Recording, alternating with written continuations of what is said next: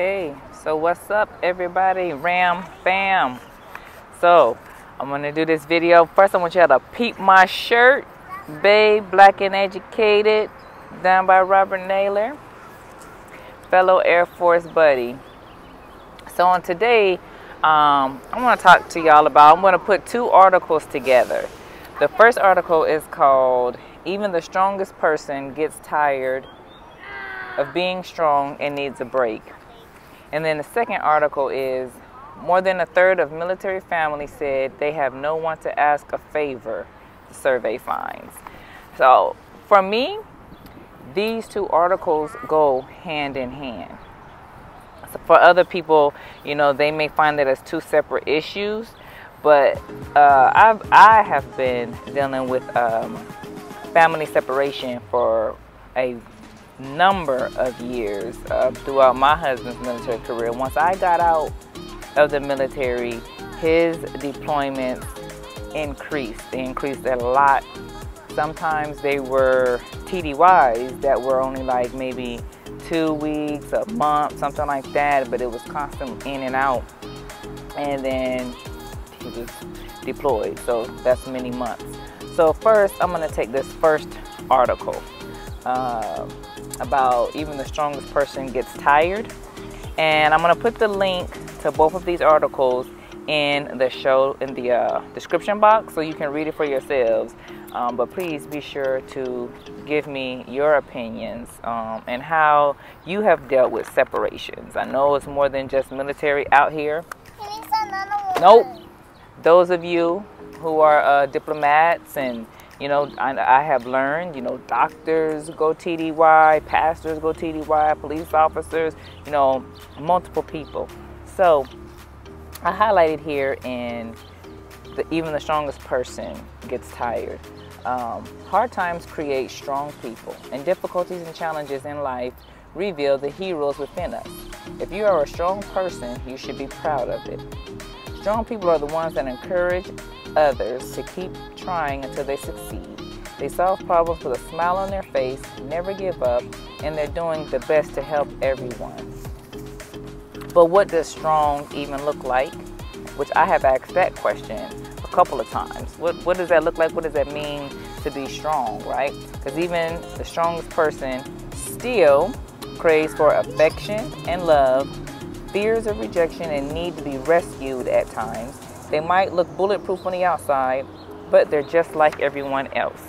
And so for me, yes, I have been told a lot that I'm strong, I'm doing a good job, you know, so I just respond, you know, generally. Like, yeah, it's just another deployment, I'm used to it, you know, yeah, but it is hard. It's very hard trying to keep my own sanity and also not show that to the children, and also allow them to have their time, which ties into this article where a third of, oh sorry, let me tell you first, this first article was March 1st, 2020. And this second article is February 26th of 2020. So how they coincide says, this particular family that they're talking about here says like 70% of military families, this couple lived off base in a civilian community, which we have lived off base a couple of times, and we have lived on base as well. More than a third of military families who participated in this Blue Star Family Survey. Hold on, that's the wind. You guys are not getting any more chalk. No. More than a third of military families who participated in this survey said that isolation from family and friends has grown as a key stressor, ranked higher by military families than deployments, which is true. But as the nation enjoys a 3.6% unemployment rate, 24% of military spouses are unemployed, and as many as 32% may be underemployed. Okay, the vast of Americans have no connection to a member of the nation, of the military, let's just say that. They have no connection to the military, and therefore they lack the basic knowledge and unique experiences. There's a lack of cultural sensitivity to military families and the difficulties that they face. So what I found with this and my experiences are those exact things. So as you move, you don't have the same abilities to find a job, right? So I'd like to thank, Michelle Obama for doing what she can to ensure that military spouses get to keep their jobs on every move. But the isolation of family.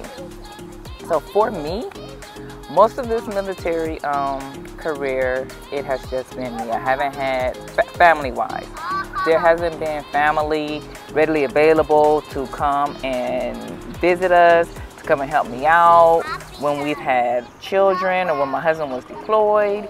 Like that stuff, it wasn't there. And so I've seen this happen with a lot of families. A lot of families, they have help that come. Whether they come for a week, they come for months, or when the spouse goes and deploys, the other family member takes the family and they go stay with their family during the duration of that deployment. But that's not my story. I've had to just pretty much deal with it all by myself. Now, in that statement, that's not completely true, right? Because it hasn't been myself. There has been a community around me. It was easy in the beginning living on a military base because everyone knows what you're going through. They can see when your spouse leaves. They see them carrying their bags. They can see that they're not there, for however long they're gone. Whether it's a day, it's a week, whatever, months. So they tend to help you out. Not only that, you're right there on base, you're near the unit, so you can call whoever you need to call. So when we lived off base, the biggest network that I had was when we lived in North Carolina. We were there for like 6-7 years in North Carolina. We were members of a church there. It was a huge church. So there's a lot of people there. A lot of them were military, but again, I learned as a member of that church how much other people go through this, like firefighters, all of that stuff, the pastors themselves, how they were traveling a lot. So there was a lot of unity and network built inside of that church. They were there to help out. When I needed someone to talk to the children, they were there. Just all of that. The neighbors that I had, they were mostly military veterans, but they were there. They were there. One neighbor cut the grass a lot, well, when I needed him to, because I still kind of cut the grass myself, but they were there. The daycare that my children went to, she was there. She was a 24-hour daycare service, but whenever I needed her on the weekends or whatever, she was there. So North Carolina was the strongest network that I had. Moving away from that network was kind of difficult. And then once we moved to Switzerland, where I'm even further away from family, that was extremely difficult because the culture over there is not one of, let me get to know my neighbors, let me get to know you, let me help out, let you know that I'm here. That really doesn't exist. Then we were there with my husband working in the embassy, so we're there with State Department people, and State Department's culture isn't like military culture. They're still one of, you take care of yourself. And again, still yet, I've learned that that's not true for the entire State Department, right? My introduction was in Europe.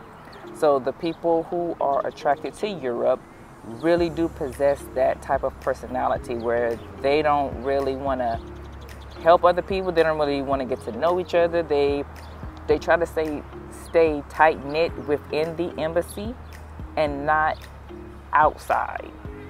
And if you're not State Department, it was just kind of cliquey.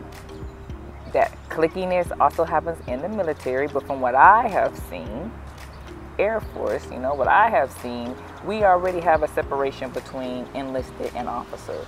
So I've seen it more of officer wives are a little bit more cliquey, or those who join the FRG, they're a little bit more cliquey, and that has never been my style. So in Switzerland, once I joined the diplomatic spouses group, it was a little out of my element, a little bit difficult, but yet that was where, you know, you could find more community. And it's still hard to be strong because in Switzerland, at that particular embassy, there were not many black people. It was my husband and 2 other direct hire black people. Then within that, there weren't that many military people. So my community kept getting smaller and smaller and smaller of those who understood what I was going through. Once I understood what it meant to be a diplomat and how much they moved, then I know, yes, there are other people who go through the same thing. There's members of the CDC, the UPU, all of this that I met while being there, as well as expats. I bet you all didn't know that expats that live abroad, there's people that work for Coca-Cola and pharmacies that move a lot. They move a lot, and sometimes a lot of it is at their own expense. So it may be harder for them to gain a community once they're abroad because they're not connected to the embassy.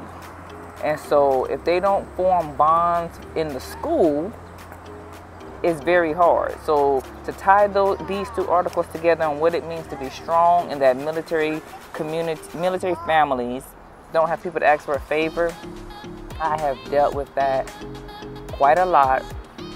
And I will admit some of it has to do with my personality, but after years and years and years of doing these things by yourself, you don't really even want to ask anybody for help.